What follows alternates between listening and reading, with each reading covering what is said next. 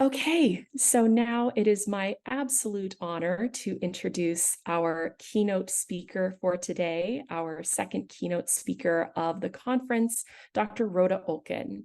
Dr. Olkin is a distinguished professor in the clinical PsyD program at Alliant University in San Francisco. She is the author of 2 books on the confluence of psychology, disability, culture, and disability studies. She's been with the California School of Professional Psychology for almost 30 years and has taught 18 different courses. She is a frequent speaker and consultant on disability issues in clinical and work environments. And she's currently working on a book called Teaching Disability, a Practical Guide for Instructors. So obviously, we are thrilled to have her expertise and her experience with us for our conference. So Dr. Olkin, thank you for being here. Thank you. I am going to share my screen and put it on slideshow, which means I will not be able to see anyone. Do please put any questions in the Q&A, and I promise to leave a lot of time at the end for us to have discussion. So I'm going to start by just describing myself. I am an absolutely stunning woman of a certain age. I won't say what. I have long brown hair.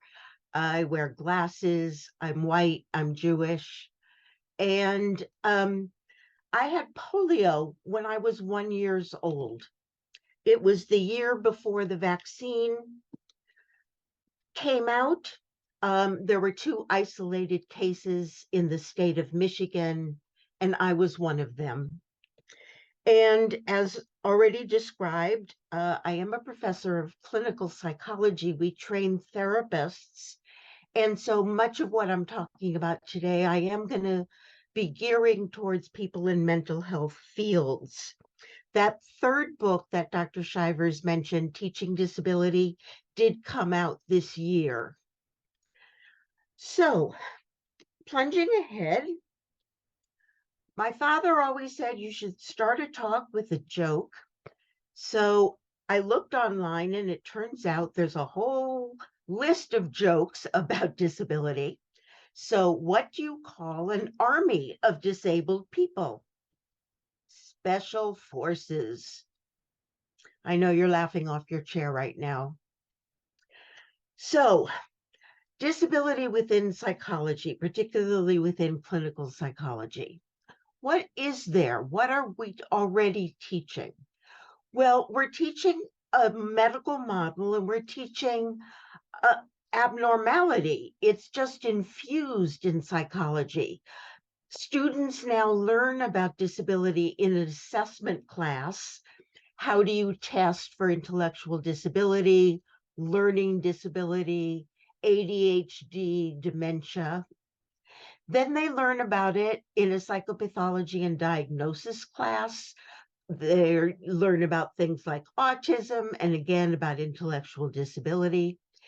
If there is a course that's very specific to disability, it tends to be on one of 3 areas: learning disabilities, intellectual disabilities, or autism. There are some places in the country that specialize in these, some of the programs. What isn't in psychology programs? The psychosocial and lived experiences of disability. We learn nothing about disability history, nothing about the disability models and how the social model differs from the medical model, nor do students learn therapy that's specific to students with disabilities. So what I want to talk about today is what should we teach? How should we teach it? And then how should we assess the learning? So first, just a bit of background of what we already know. One really important finding is that there's little or even a negative correlation between implicit and explicit bias toward disability. And a study that was done in the United States over a 10-year period found that for many groups, for 6 different groups, not including disability, there were improvements in implicit bias that went from negative more towards neutral. However, over that 10-year period, implicit bias towards disability remained stable and still negative. And another study showed that the weakest correlation between explicit and implicit bias was in fact found for disability. Now, we all know that there are many features that vary across specific disabilities. How visible or concealable it might be, what are the aesthetic qualities to the disability, what people think might be the cause of the disability, whether accurate or not, whether people believe that the course of disability is going to get worse or maybe you're going to die from it, the degree of uncertainty or uncontrollability of the disability, how much it interrupts or interferes with communication, and whether others perceive it's a peril to themselves.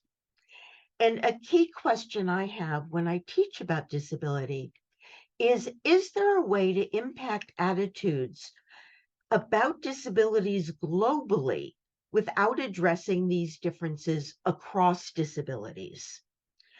And I am now doing a study with someone in Ireland.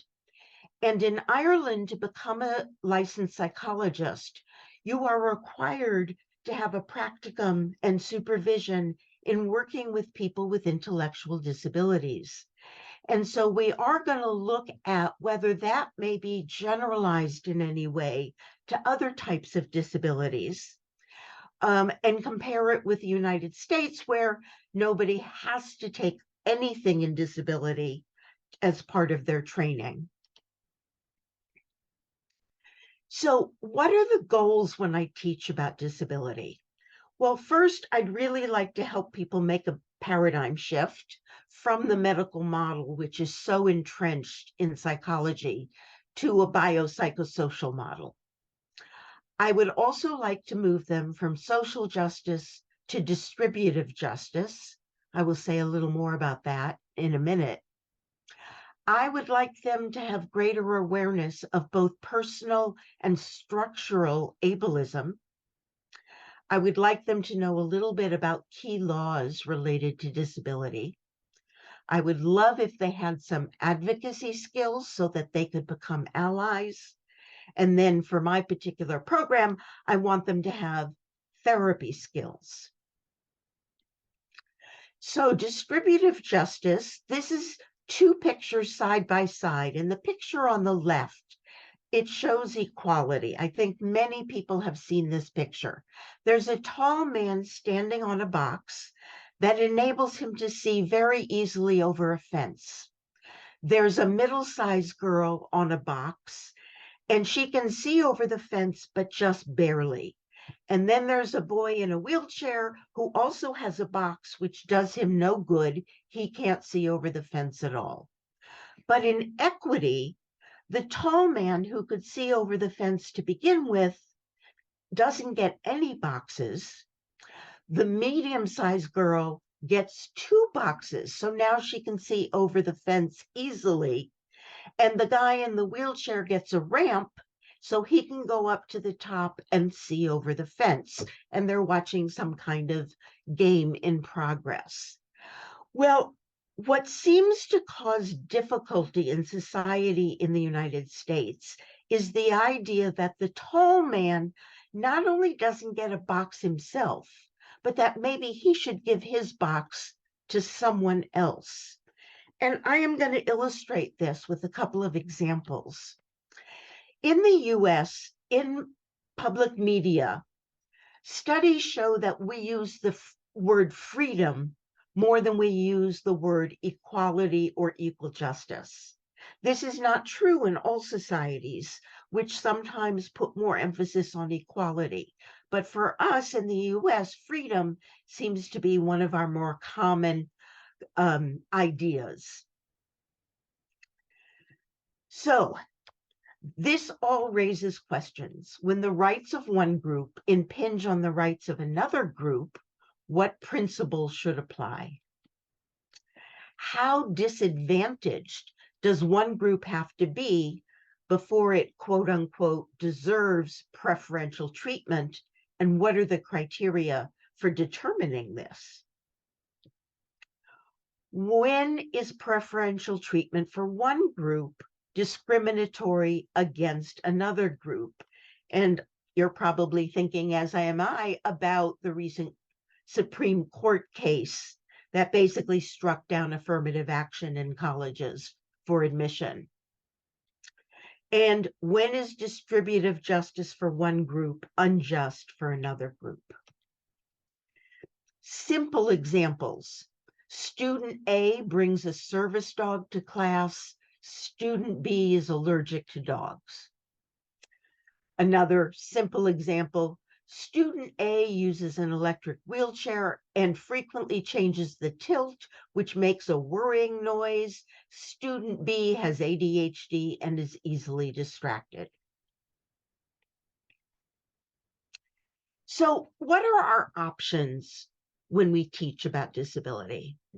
We have a great deal of options, and we probably want to choose many of them, as many as we can fit in, because if we're trying to affect changes in implicit bias, we want to try to do things that might reach people in different ways.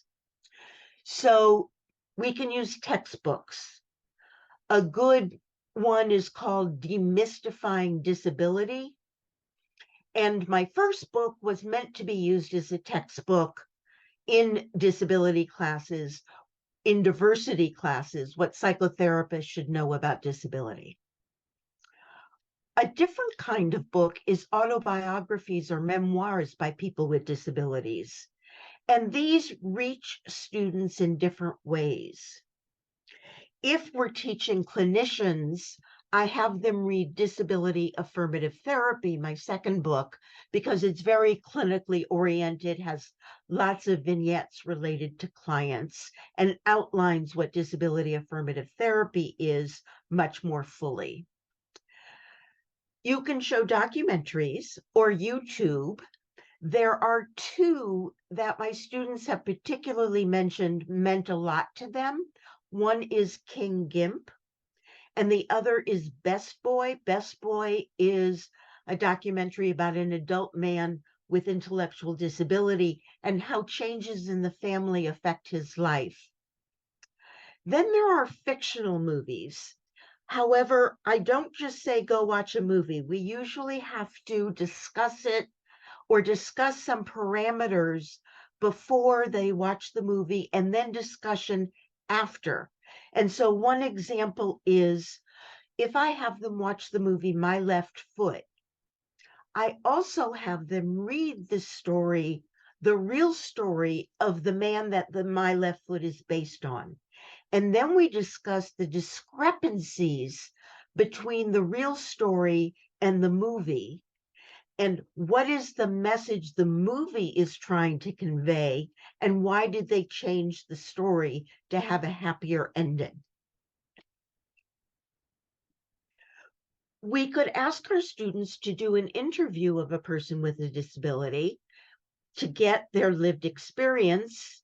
I use either the respectful or the addressing format. These are formats for clinicians to use in making sure that they cover all the cultural issues in someone's life. Or there's a cultural interview in the back of the DSM-5. That's another alternative for the interview. I usually, at the beginning of the semester, assign each student a disability, and they're going to do things with that throughout the semester. And I have them research their assigned disability. I do this randomly. The only caveat is I don't give someone a disability they already actually have. I ask them to consider their disability in context of their other demographics. I'll say more about that assignment in a bit.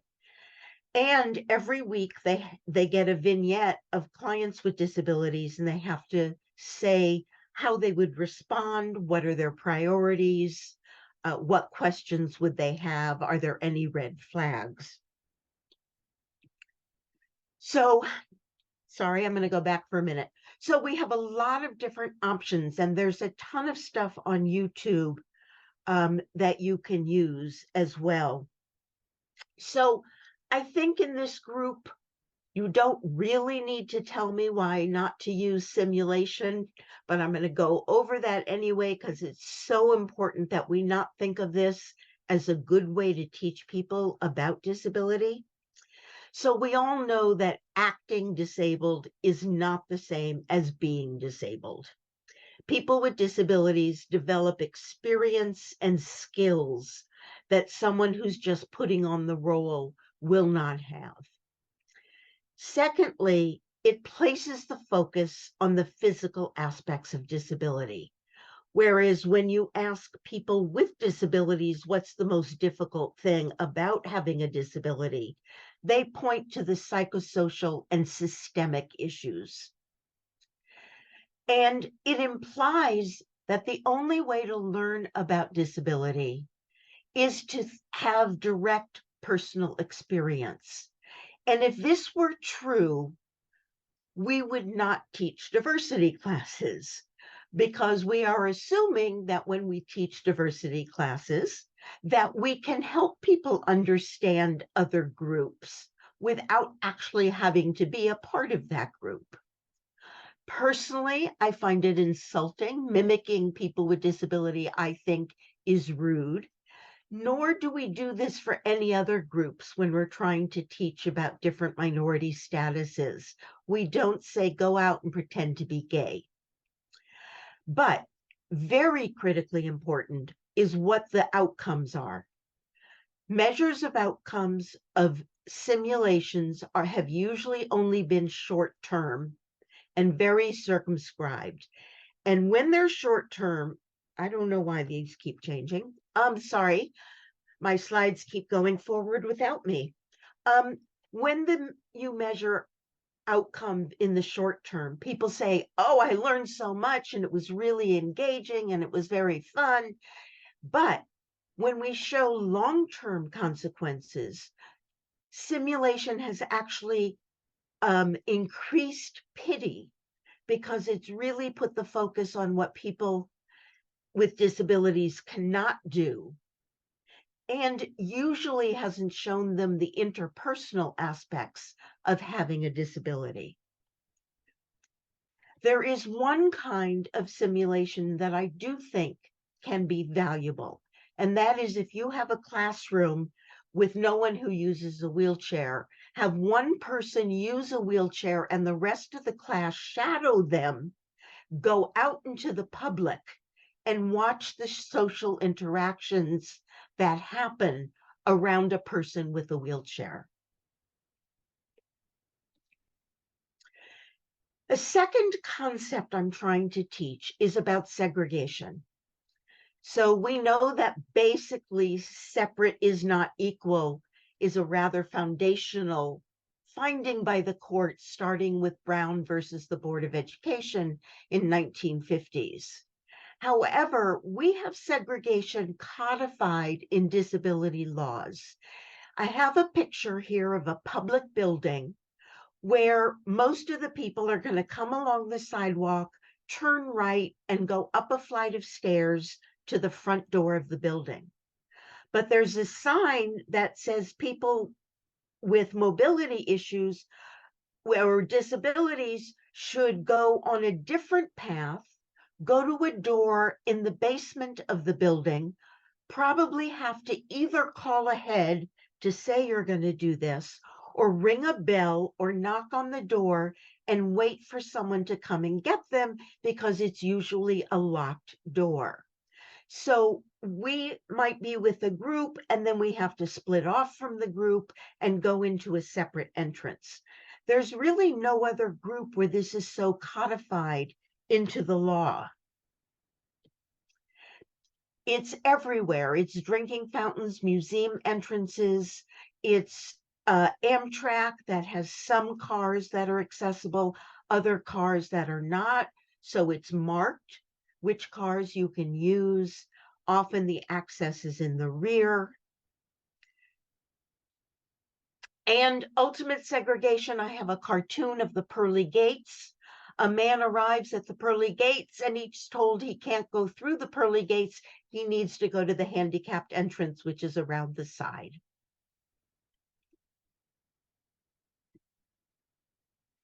So a good way to start with students is to simply talk about their own families and their cultures, customs, and beliefs about illness and disability. What does their culture, what does their family think of as healthy functioning? What causes illness? What causes mental illness? What causes genetic defects? What is the sick role? When you were sick as a kid, did your mom tuck you in and bring you tea and toast and bring in the TV for you to relax? Or did they say, suck it up and go to school? How was illness managed in the family? Were there home remedies that might have been used? And when you seek treatment, from whom do you usually seek the treatment? An emergency room or urgent care or a relationship with a primary care physician? This is kind of a nice way to start because you're not telling anyone, change your thinking. You're simply saying, okay, tell us what is in your family and your culture. The second concept I'm trying to get across is distributive justice, and I'm going to show a couple of examples. One is handicap parking. So here we have a picture of a nice handicap parking space. Basically, in a parking lot, the handicap parking is right next to the door. It's the closest spot, and it has curb cuts. Well, if I get to park there because I have a disability, then you don't. In general, people don't mind as long as there's plenty of other parking. But they start to mind when their available parking is too far away. And that's when you start to see people parking illegally in handicap parking spots. So people don't mind when it takes nothing away from them. They start to mind when it does take something away from them. A second example, and this is about Southwest Airlines, which does not pre-assign seats. What is it people want on the airplane? They want usually an aisle or a window seat, and they want room to put their bags in the overhead compartment. But there are people who get priority seating. So it might be veterans. It might be someone who's paid extra. It's going to be the people with the disabilities and the people's family. So how many people get priority boarding before the other people are going to start to mind? I asked this question of my sister when we were traveling together. And what surprised me is that she had a number in mind. In other words, she said there is a number at which point I would start to mind how many people got priority boarding. So even my sister says there is a point at which giving preferential treatment to your group would feel discriminatory to my able-bodied group. And I'm going to give one more example. There was a boy at the local school who had a very severe life-threatening allergy to peanuts. He was in kindergarten, and exposure could occur through peanut butter and jelly sandwiches brought by other children. And so the question was, Can or should the school ban peanuts? And should they do it only for the kindergarten class or for the whole school? Well, for about 6 months, there were a lot of letters to the editor, and I saved them and I looked through them, and they were 100% against banning peanuts. Comments like, if he's that allergic, he should be homeschooled. Comments like, why shouldn't my kid, who's a fussy eater, be able to have a PBJ, a peanut butter and jelly sandwich, because of your kid? So this is an example where distributive justice didn't work, although the school, in fact, did ban peanuts in the kindergarten. Where the pushback was around your right to be in a safe environment in school is impinging on my kids' rights, and that is not okay. So I give these examples and more in class, and we discuss them. It's very interesting that the students who are parents tend to feel a little bit differently than the students who are not parents. The students who are not parents tend to think, oh, sure, give up PBJ. The students who are parents think, but wait a minute, my kid is 5 years old and only eats like 3 things, and peanut butter and jelly is one of them. What would we do? I'm going to show you one of the more beginning level activities that I use. So remember, I've randomly assigned each student a disability, and then I give them instructions. I tell them, you are already a person with various demographic characteristics. You have a gender, you have a sexual orientation, you have a race and ethnicity, national origin, religion, age, and importantly, a socioeconomic status. So for this assignment, you're going to research your assigned disability using your own true demographic characteristics. And you're going to go searching for what you can find about your disability as it intersects with your other demographics. And then can you find intersectionality, your disability, and all of your features at once? Use the form, come to class prepared to discuss what you've learned. And I have a form where the left-hand column lists various demographics like gender, race, sexual orientation. The middle column is they simply write in about themselves.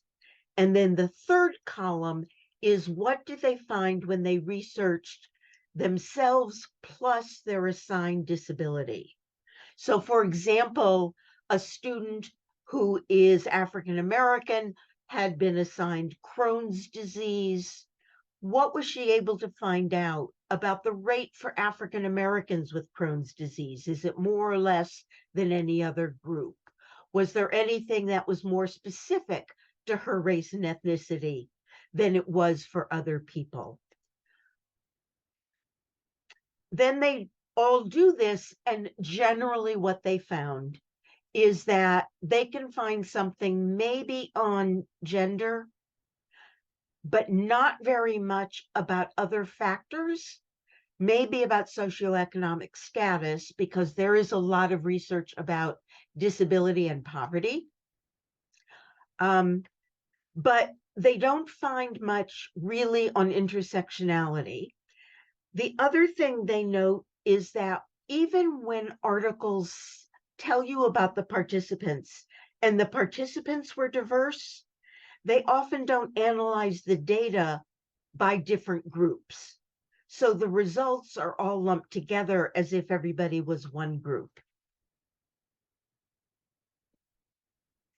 A second, a little more sophisticated assignment is to explore segregation. So the activity here is to find places in the real world where people with disabilities are separated from those without disabilities and to track it throughout the week. This requires some preparation in class before they do this task. First, you want to review with them the main arguments in Brown versus Board of Education. Kenneth Clark was the psychologist who wrote a lot and argued in front of the court about, as did Thurgood Marshall, about why segregation separate was not equal. Then you need to review what does the law say about reasonable accommodations. It can be helpful to show a documentary of the segregated South or to show internment of Japanese Americans during World War II. So showing them real examples of segregation. You could hold a class discussion of when have you felt excluded or ostracized in your own life? What did that feel like? And you could show a TED Talk, Isn't It a Pity? The Real Problem with Special Needs. And the goal of this assignment is to evaluate current situations that segregate people with disabilities, such as a separate entrance, a public transit system of linked trains, cars, with only some designated as accessible, a separate bathroom or stall, eating locations with accessible locations away from the mainstream. And there are 4 steps that I give to the students. First, spend 1 week observing and listing places that segregate people. Second, analyze the rationale and the practical necessity for segregation. Third, go to or utilize the segregated area and describe your experience. And then write a report on accessibility alternatives that might minimize segregation of people with disabilities. This basically leads people often to the idea of universal design in just about everything. But I give them 2 examples before they do the assignment. I say, what about at the supermarket? The supermarket has 6 checkout lines. One of them has a sign above it that says it's accessible for people in wheelchairs. So the segregation is only one line with the wheelchair symbol and a lowered ATM machine. What's the rationale? Lowering all payment machines would make them too short for standing people, but could the machines be adjustable height? The experience stood online at an accessible checkout, even though it was longer than the other lines, resented being forced into this line. The second example is to watch live TV with the sound off. So news or a late night show, something that's not scripted. And only rely on the captioning. And what do they find? That the captioning was awful. It was out of sync with the speakers. It omitted people's names, and it made it very hard to understand the news. What's the rationale? It requires real-time typing. It's hard to keep pace with speakers, so some info is left out. The experience when watching by captioning alone, I felt bewildered at some portions. It was hard to tell nuance, such as joking. It was impossible to follow if 2 people talked at once. So I give these examples before they do the assignment. So there's preparation involved. And then, of course, when they've done the assignment, there's follow-up at the next meeting. A third assignment that is much, much more advanced. And so it's one towards the end of the semester as opposed to the beginning of the semester. And I do just want to note that most classes on diversity, where they cover all diversities, spend 1, maybe 3-hour class on disability.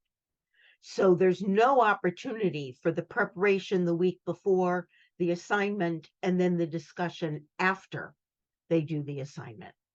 So I am talking about things I use when I have a semester But I think there are ways that these could be used in shorter classes. So this activity is about managing the fatigue that's due to a chronic illness or a disability, showing how a choice to do one thing is a choice not to do something else, and having to make choices about what to cut from your schedule. So the first thing students do is list all of their activities. And by all, I mean commuting, laundry, showering, social time, walking the dog, homework, getting to class, getting the car repaired, whatever it is, you have to list it. Then I have a point system, which we don't need to go over. Every kind of task gets a certain number of points. And you subtract points if you're a cigarette smoker from the total. And then I tell them, now reduce your activities for the coming week by 20% and only do the list after you've cut those 20%. I have a slightly more sophisticated way I might do this, where because somebody's been assigned a disability, they get a different number of total points than someone else who has a different disability. But that I won't go into that now. Keep a record of your activities and points, write a one-page report, and include your data graph. Now, what happens when people do this assignment? Basically, I have three groups. I have one group that runs out of points by Tuesday and gives up. So I see in their report, I did everything on Monday and Tuesday. I had no more points. I stopped doing data. I have another group that took it so seriously that when they ran out of points, they called in sick to work. And then I have the people who actually have disabilities who say to me that this actually was life-changing, that this showed them how they have to live their life differently. In particular, people with very fatiguing disabilities like multiple sclerosis have said this has really changed their perspective. How making choices to go to a party on a Friday night means they might not be up for doing homework on Saturday, and that they have to think about the whole week in a more global, holistic way. So if we're going to look at outcomes, remember what our goals were? We wanted to make a paradigm shift from medical to social model. We wanted to move them from social justice to distributive justice. We want them to be more aware of ableism, both personally and structurally. We want them to have certain knowledge, laws, and skills, advocacy skills, and therapy skills. So how do they do after an entire semester of reading a textbook, watching YouTube, seeing documentaries, talking with me, having discussions, doing activities every week, reading vignettes? They all say they're more knowledgeable. They all say they're more aware of able-bodied privilege. Most of them start reflecting on microaggressions that they might have done in the past, which suggests to me that they really are starting to understand some issues of ableism. And most of them say they do understand ableism in a new way. Some, about almost 2/3, say, I have specific plans to be an advocate, to make changes for people with disabilities. Often it's someone in their own family. But only 28% felt confident about asking about a client's disability. And most of them lacked the confidence to know how to ask about a client's disability. Only 14% felt they would know how to ask. Does pity get reduced? For 35%, they said no, they didn't feel less pity. It didn't reduce pity for them for over a third of the class.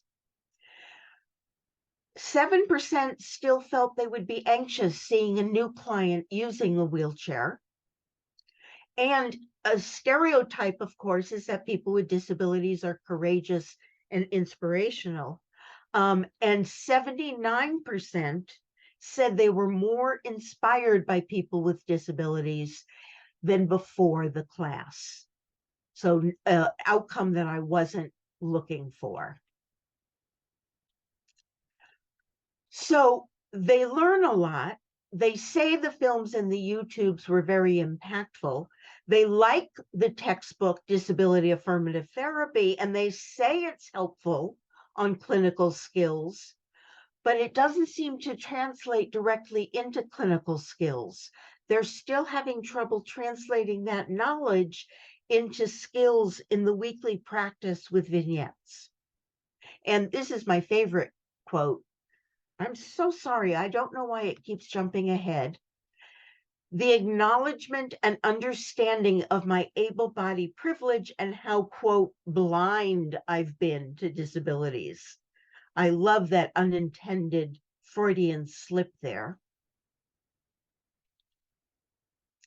So it seems for the future, we are going to have to assess both explicit and implicit bias. Students telling me they're better at skills when it actually wasn't true suggests that there's something deeper going on. Also, we need to assess both short-term and long-term outcomes because these might be very different. So I would say we assess before the class, immediately after the class, and at least 3 months later after a class, maybe even up to a year later. We should assess knowledge. We should assess awareness of issues that people with disabilities face. We should assess both explicit and implicit bias. And then at least for clinical psychologists, I think we should assess their actual skills in working with clients with disabilities. And those skills could be detailed. So I have some ways that I have tried to assess outcomes. I've been working on this for a while. I'm also working on how to measure people with disabilities models of disability. So I've had a student who's used one of the measures with monolingual Chinese immigrants to the US. Another student used a similar method in Uzbekistan. Both seem to work fairly well, but I'm really trying to perfect better ways to measure models. But at the end of a class, I have students fill out a 3x5 card. What was your take-home message from today? And then turn the card over. Was there something you felt could be improved about the class today? So a positive and a negative. I like to assess their emotional reactions because I'm trying to get at implicit attitudes. So Euchre had a scale and I've revised it of just how much did you feel the following emotions. I have a 5-measure quality of life that I use after somebody's been assigned a disability and they've used it all semester in various assignments. I have them fill out what they believe is the quality of life of people with that actual disability. And then I do an assessment of able-bodied privilege, 53 items. So let me show you some of what I have. But first, a new idea that I realized I haven't been assessing. The stereotype content model posits that perceptions of groups are on 2 axes. One axis is warmth, the other axis is competence. And these are perpendicular. So we have 4 quarters. People who are thought of as being high in warmth but low in competence evoke pity. And people with disabilities are usually seen as high in warmth but low in competence. So they elicit pity and sympathy. I have not particularly assessed pity and sympathy as outcomes or where somebody would put people with disabilities on these two axes. So that might be one way to start to get at maybe more unconscious or implicit attitudes. This is the scale that I'm showing you that just has a list of different kinds of emotions, and people rate them on a scale of 1 to 4. I don't like midpoints, so they have to kind of put at least, I like 4-point or 6-point scales, and it just lists different kinds of emotions, and there are more than these that I've listed, but things like admiration, pity, awkward, embarrassed, inconvenienced, anger, inspired, resentment. So this is my scale for quality of life. And it goes from 1 to 4, very dissatisfied, a little dissatisfied, a little satisfied, very satisfied. And it's just in 5 big areas. There are a ton of quality of life scales out there. There's even a health quality of life. So I looked at a whole bunch and I just took out of them the 5 domains that they all seem to cover. The first is physical and material well-being. Second is relations with other people. Third is the social, community, and civic activities. Fourth is personal development and fulfillment. And 5 is recreational activities. And so the person, the student, would have been assigned a disability. They would have already researched it. And now, after many weeks of this and doing different assignments, what do you think is the quality of life of the person with that disability? And then we compare them across the class and talk about why people made certain judgments. I also have a rating of skills on a scale of 1 to 4, and it's very specific knowledge and feelings. So I feel less pity towards people with disabilities. I am more knowledgeable about 3 different disabilities. I have confidence I would know how to ask about a client's disability in the session. I would be anxious seeing a new client using a wheelchair. I know the information in important laws relevant to people with disabilities. I could give the legal definition of disability in federal laws. And then there are 6 more questions. I'm more aware of able-bodied privilege. I feel more inspired by people with disabilities than before this class or before this activity. I have specific plans for how to make changes for people with disabilities. I am more able to work with a client who is blind. I have reflected on microaggressions I have done towards people with disabilities in the past, and I have a greater understanding of systemic ableism.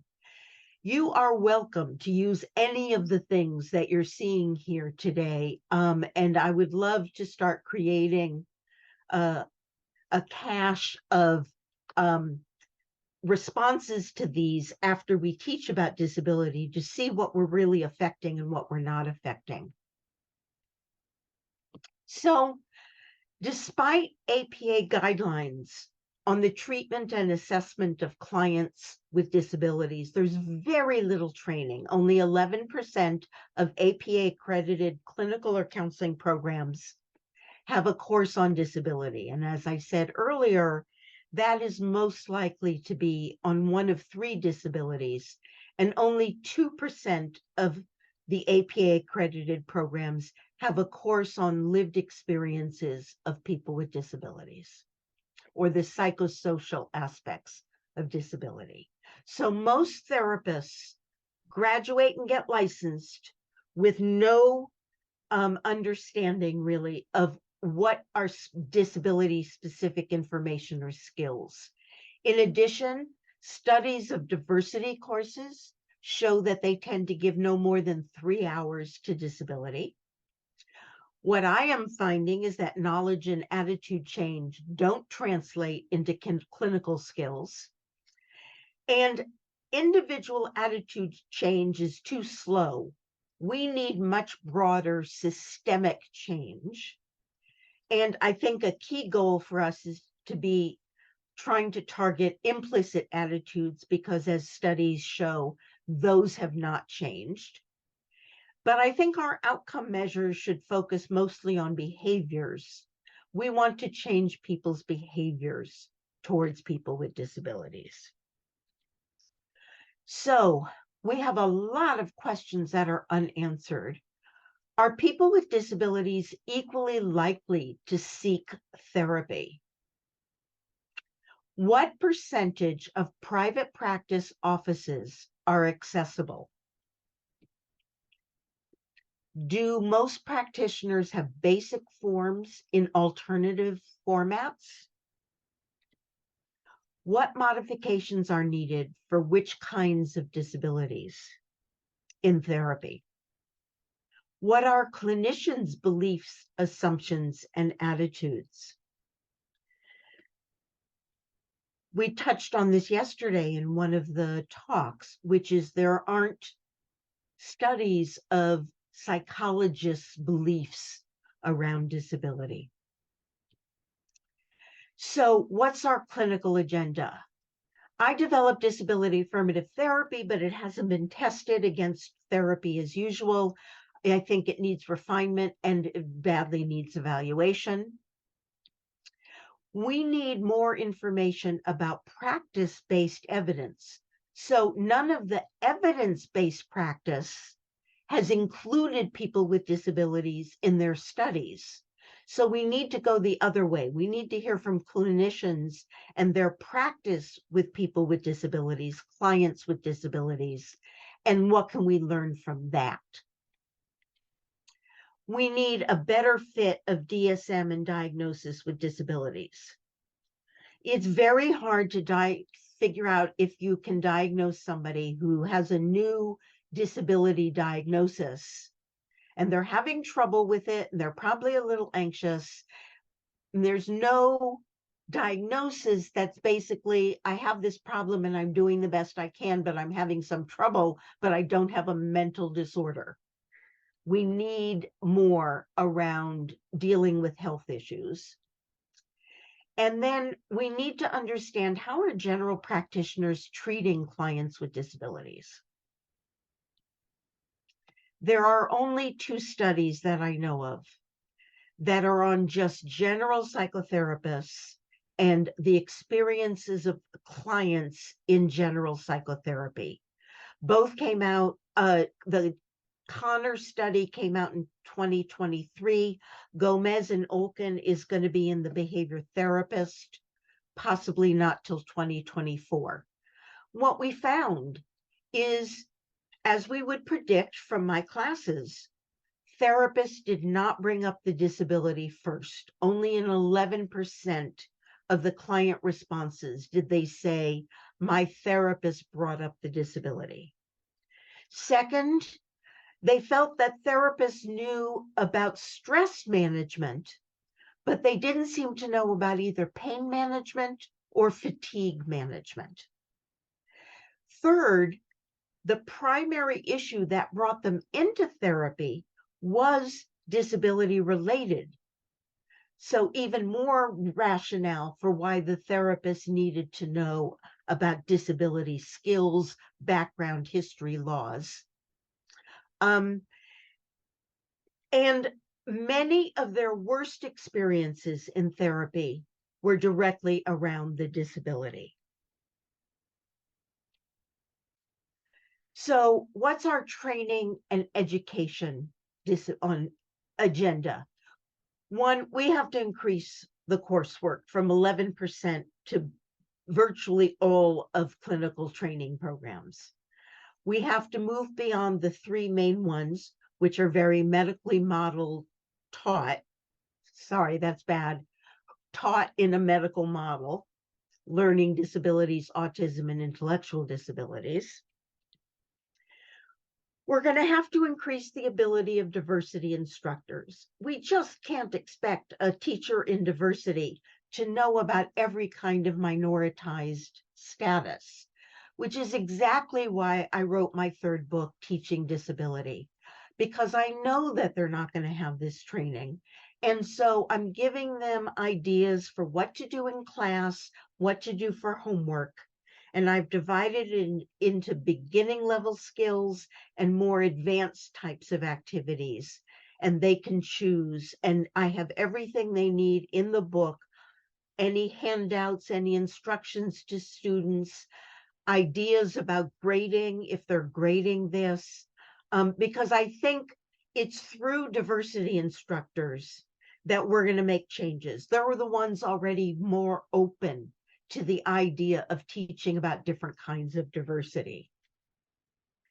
Then there should be vignettes with people with disabilities in all textbooks, and they shouldn't be pathological vignettes. So lots of basic texts should just have examples where people have disabilities, which currently they don't. We ought to take disability out of abnormal psychology, which is where most people as undergraduates learn about it. And we need definitions of the core concepts and implementation of basic training for all therapists. In other words, we need a competency list. If you're going to work with people with disabilities, and basically every therapist will, here are the competencies. Now, there are lists of competencies in rehab psych, but these are not always translatable to people who work in other kinds of settings where the disability might be less acute onset, it's lifelong, etc. It's not in rehab settings, but in general clinical practice elsewhere. But it would be a good starting point for us to think about. Policy agenda. Journals have to start asking about the disability status of the reviewers. The only journal that does that is Rehab Psychology Journal, and that's because I made a really big stink about the fact that they weren't asking, but none of the other journals do. This would be one way to see how many people in somewhat leadership roles report having a disability, because within the American Psych Association, it's less than 2%. Everywhere something says women and minorities, it should explicitly say women and minorities and people with disabilities. We should include a few questions on disability issues on all licensing exams. That would tell people that this is an important area. And APA should have a requirement of accessibility at all APA accredited internship sites, something they don't now have. And we need a systematic way of codifying accommodations. So it's a little different for me teaching graduate school than it might be at an undergraduate level. Many of my students say, oh, I had standard things as an undergraduate. In graduate school, we really have to tailor it much more.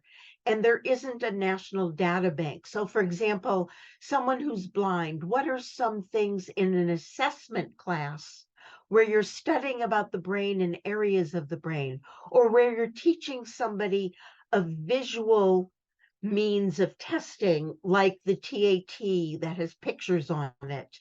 How do we make that modified for somebody who is blind? And is it okay that we tell our blind students, look, you're not going to be doing independent testing. What we need you, what the essential function is of a psychologist is to understand a testing report. So let's make sure you understand the testing process by shadowing somebody who does the testing, making the assessment tools as accessible to you as possible. But then we're going to ask you to do the interpretation and to understand the report. There are people with disabilities, blind people across the country, who really get tossed out of programs because nobody's figuring out how to make the assessment course accessible to them. So we're going to have to start a revolution because, as I said, doing this one-on-one, or even me with a class of 15 to 25, it's too slow. What does it take to start a movement? Well, people have to feel oppressed. I think we can pretty much say we've got people with disabilities who feel oppressed. Then you need thought leaders, which is a lot of the people in DARN. You need thought leaders who sort of push the outer sides of the envelope. Third, you need a philosophy that unifies the group, and social model is that for most of us. What we don't always have is critical mass. So many of us work in settings where we're the only one. And then you need actually a radical fringe that, again, pushes the envelope a little bit further so that the more moderate people look moderate. I like to think I'm on the radical fringe. Then you need the face of the problem and a compelling story. You may remember Ronald Reagan talking about the Mercedes drying welfare mother. That's a story that impacts people. We need those stories. And even though they're often known to people within the disability community, they're often not known to people outside the community. I'm thinking of an example that happened about 6 years ago where two blind parents had a baby that was removed at birth, and they had to go to court to get the baby back, which they did. So these kinds of stories start to put a face and a compelling story in front of the public. We need to be better about telling those stories in public places. Then we need data. And we are not collecting data in ways that are moving us forward. Why don't we know the answers to those clinical questions? And what do we need last? We need something that inspires people, that makes the ignition. So what can psychologists contribute? I'm going to show you one very small way that we change behavior. Lots of bathrooms have unaccessible wheelchair stalls and one wheelchair accessible stall. And so we put up a sign on the accessible one that said the following: please consider using another stall if one is available to you. Thank you. Office of Disability Services. The rate of misuse of the stall before the sign went up was 25%, and the rate of misuse after the sign was installed was 0%. Well, wouldn't that be great if all it took were signs and we could just plaster the whole world, hire the handicapped? But we know that it takes so much more than that.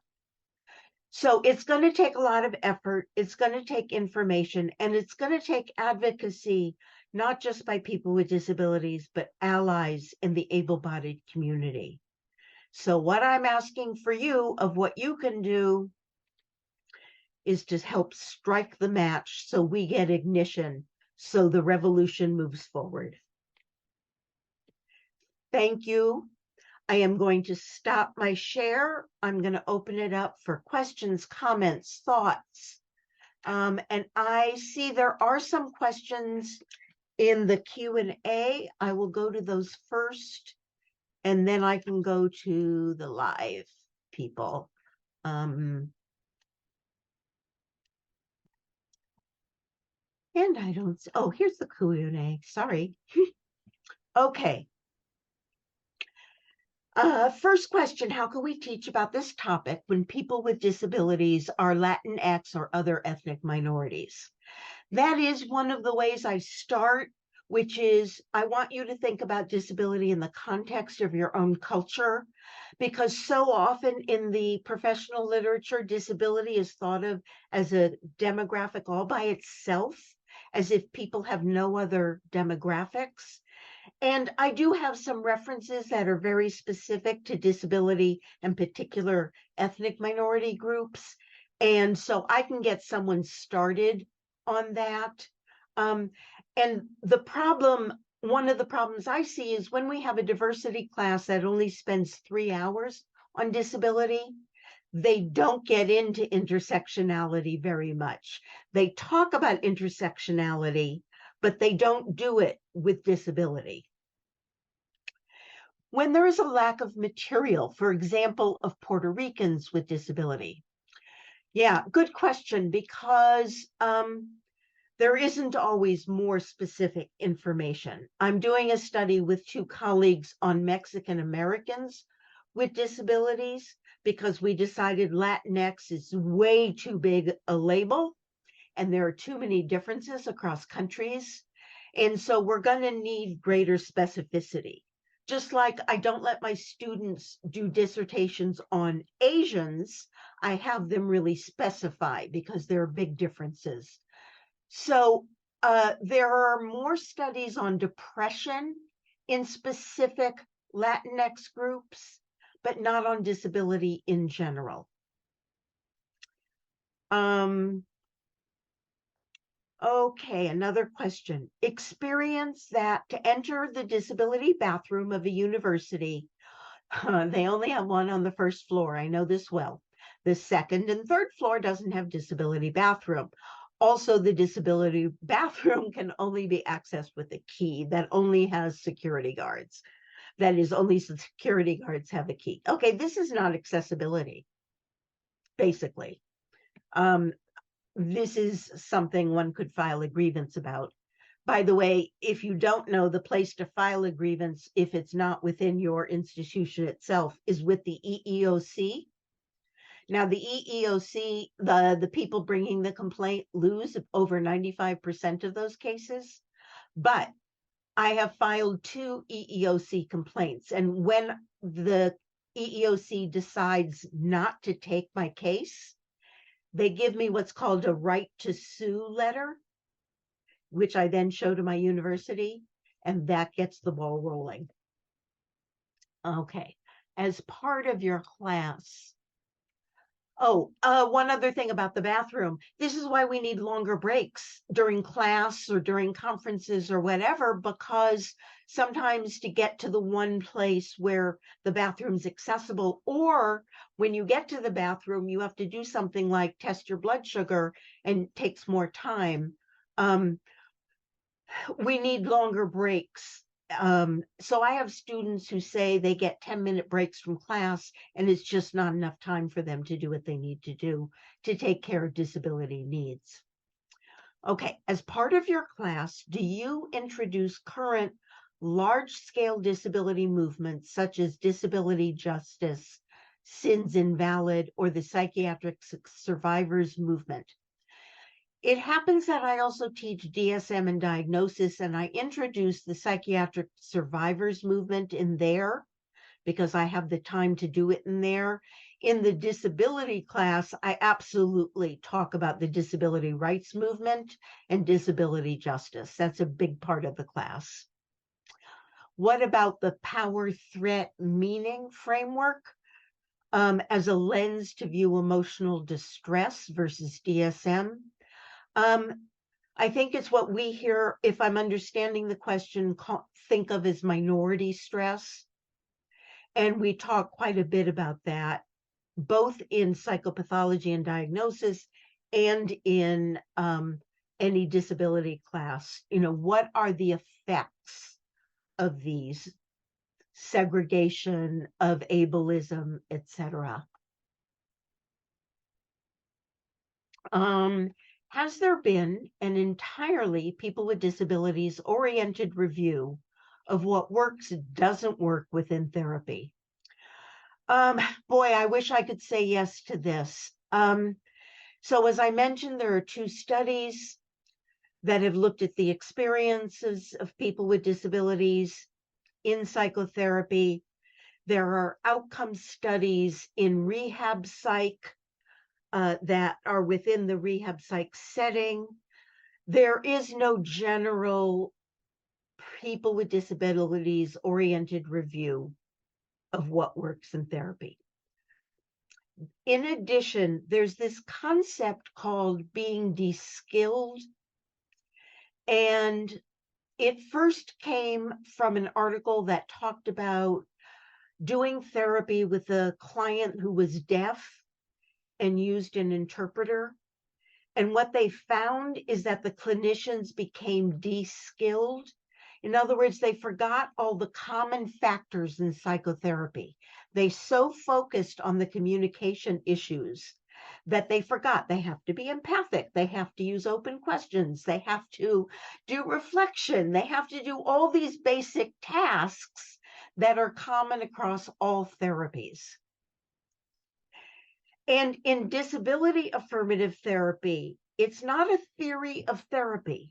It's you have your theory and you have your common skills that all therapists need. And now you take this template and you put it on top of that and you add it to what you already know and do.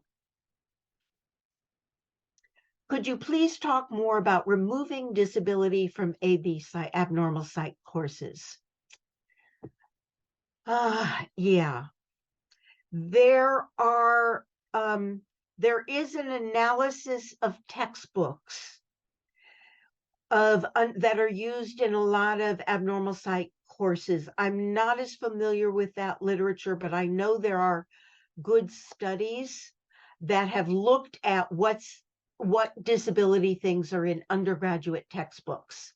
And they're either missing or they're there in terms of some abnormal developmental trajectory, as if disability causes a personality to be stunted, arrested, to develop in a way different than from people without disabilities, or it's there under intellectual disability, learning disability, ADHD, under all the things that are in the DSM, as if disability itself is a mental health condition.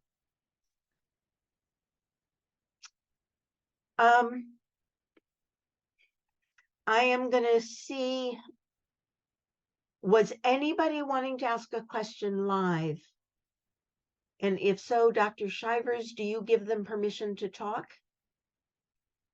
Yes. So this is Dr. Shivers speaking. If anybody has their hand raised or would like to ask a question in a spoken modality rather than typed out, you are welcome to raise your hand. We have a few more questions from the chat. I remember in particular, a student asked if they could take your class remotely. Is that something that your university allows? I did not see that question. I have taught this class actually remotely because I wanted to teach it across the 6 campuses of my university rather than just my particular place. When I did that, it was during COVID and it was asynchronous. If I taught it now, it would be a synchronous class where we're all in the class at the same time. And then you have activities that you do outside. And then we get together on Zoom or Canvas for a 3-hour class. So it is possible to take my class. I don't get to teach it that often. Yes, I'm sure many of us are familiar with the lack of disability programming in our curricula. Mm-hmm. We have another comment, I suppose, from the Q&A that identifies the power threat movement, which is an international movement to move away from diagnoses or diagnostic labels to asking what happened to you. And that is apparently promoted by Dr. Lucy Johnstone. from the British Psychological Society. So We have, oh yeah, go ahead. no, I wanted to respond to that. Thank you for that. And people may not know that really the whole philosophy and theory of disability studies really started in England at Leeds, and you would know many of those names, and it's been slower to come to the United States. There is, for example, a whole movement in the British Isles around people with schizophrenia learning to live with their hallucinations and delusions rather than trying to get rid of them. And they have support groups for this. So yes, this is an important movement that's been happening that I don't see yet in the US. Yes, absolutely. We have a few more questions being added in the chat, not the Q&A. So going back to the idea of abnormal psych classes, we have a question that says, what should stay in abnormal psych courses? And isn't that abnormal designation ableist? Absolutely. That's part of the problem is the entire field of psychology is medical model. Medical model says this is inherently abnormal. And then that is what is reflected in all of our textbooks, that this is not just a difference, but that difference is a deficit. Yes, absolutely. We have another question from the online form. So this participant says, I am not a clinical psychologist. Is it possible to add appropriate social model-based content as an expectation for APA accredited graduate programs? I'm going to answer you honestly. I've given up on APA. I spent 3 years on their Committee on Disability Issues in Psychology. And still, if I go to an APA conference, I am on segregated buses where I have to call 24 hours in advance. And I can't just spontaneously decide I'm going to a different motel than the one that I'm at. And I have tried so hard with them that I just feel like I can't let me influence my university, turn out as many good clinicians as I can, have my students do dissertations, and I just can't fight APA. It has been really, really slow to make any kinds of changes. I've written to them about it. I've complained about it. I went to WPA, Western Psych Association in Portland last year. Everything was in one hotel. The hotel only had 3 handicapped accessible rooms. And even though I'd reserved one, I didn't get one. There was no transportation from the airport to the hotel. I had to wait an hour and a half for a specialized transportation. So I am trying to work with smaller entities where I think I can make a difference and not try to change the world, though really my goal is to change the world. I can't do it. Help me, light the match. Yes, that's such an important perspective, particularly for disabled students and faculty, to remind them and all of us that we can't fight all of these battles, especially not individually, and to do what we can with what we have. And hopefully also to serve as a call to non-disabled faculty and students to join these battles, because that really is what they are. We have a comment going back to the model about the power threat movement. So some of the organizations include open dialogue in Finland for people experiencing schizophrenia and psychosis, and hearing voices. So the International Hearing Voices movement is global and also has branches in the United States. Good to know. And Yes, yeah, absolutely. So we have many comments of people appreciating your honesty and commiserating with sort of common responses for that. Somebody trying to point out the ableism of APA and getting absolutely flamed is the word being used here. And I understand that. And someone else sharing that this is also a common response from grad faculty, that they just don't have time to add disability content because they have so many requirements from the APA itself, as well as from the state association. All right, if we can get in one question. We have a participant who would like to speak verbally. So I'm going to allow this participant to talk and ask their question vocally.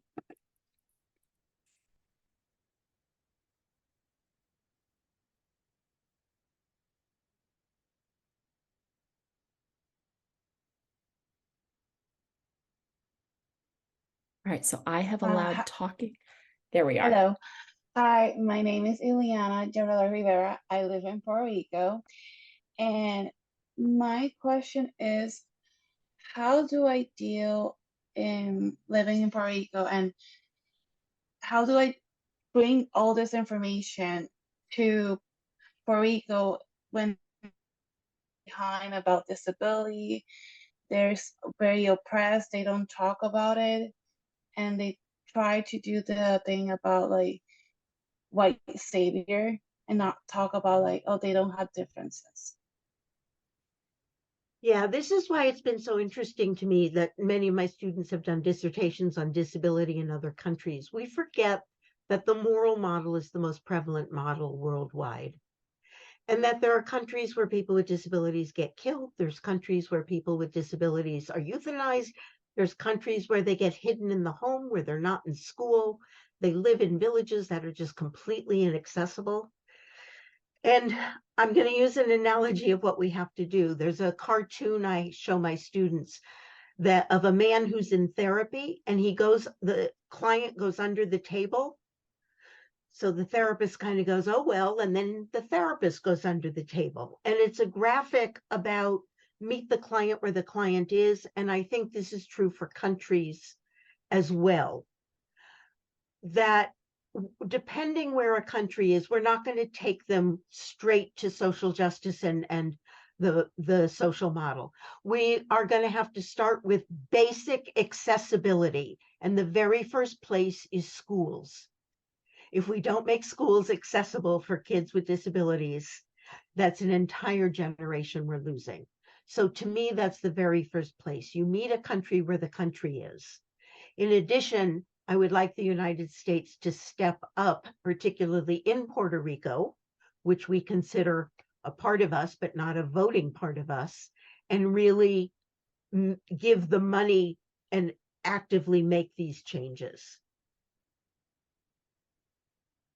Excellent. Well, thank you so much, Dr. Olkin. We are so grateful and honored for your presence and your participation and just your incredible transparency and honesty about what these issues look like. Thank you. I just want to note I did put my email in the chat. Yes, so that will be available in the chat. So you can look at that. And Kathleen has also added your website from Alliant for other contact information.